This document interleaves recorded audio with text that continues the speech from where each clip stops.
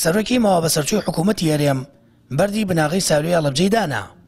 ئەوە لە کاتێکدایە پرۆژەکان نزیکەی لە سەدا 70 کارەکانی تەواو بوون. جوتیارانی سنوورەکەش دەڵێن سایلۆ گرنگە، گرنگتر لەوە ئەوەیە گەنمەکانمان لێوەربگیرێت.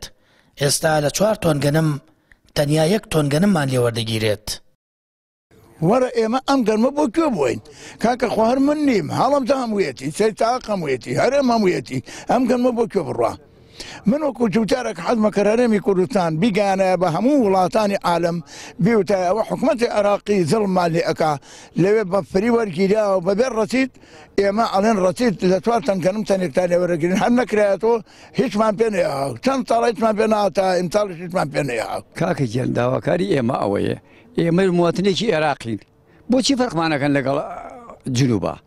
بۆ فەرقمانەکەن لەگەڵ وەسەتا؟ کاکە ئەو بۆ بە فریگەن بکانە وەرەگرن، ئێمە بۆچی وەریان ناگرن؟ ئێمە مواتنی عێراقین، کوردین، لە 4 تەنە تەنێکمان لێ وەرەگرن، خوا هەڵ ناگرێت ڕەسیدێ بکڕین بە 40,000، دۆلمێ بکڕین بە 40,000 دینار. بەڕێوەبەری پلان و پرۆژەکان لە دیوانی پارێزگای هەڵەبجە دەڵێت 197 پرۆژە وەستاون و لە ساڵی 2014 تا ئێستا 260 میلیارد دیناریان پێویستە بۆ دەستپێکردنەوەی پرۆژەکان. بۆ پرۆژانە بۆ هەمویان سەر و 260 میلیارمان پێویستە بێ بۆ دەست بەکاربوونی هەموو پرۆژەکان، بەڵام لە زمانی ئەو 197 پرۆژە 14یان ئەوانن کە ڕەزامەندی وەرگیراوە. خەڵکی هەڵەبجە دەڵێن شارەکان فەرامۆشکراوی دەستی حیزب و حکوومەتە و لە نزیکبوونەوەی هەڵبژاردن بانگەشە دەکەن و پاشان پرۆژەکانیش تەنیا بەردی بناغەکانیان دەمێنێتەوە.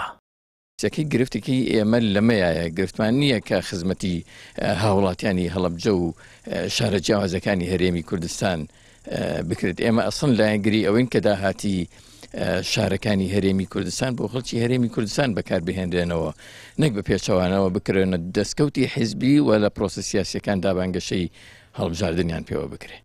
سالۆی هەڵەبجە توانای هەڵگرتنی 40,000 تۆن گەنمی هەیە، بەوە کێشەی وەرگرتنی گەنمی جوتیاران چارەسەر دەبێت.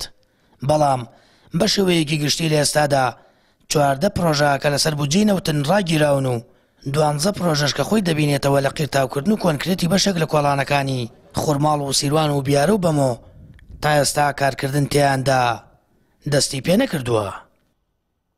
سامان فەتاح، کەناڵی ئاسمانی پەیام، هەڵەبجە.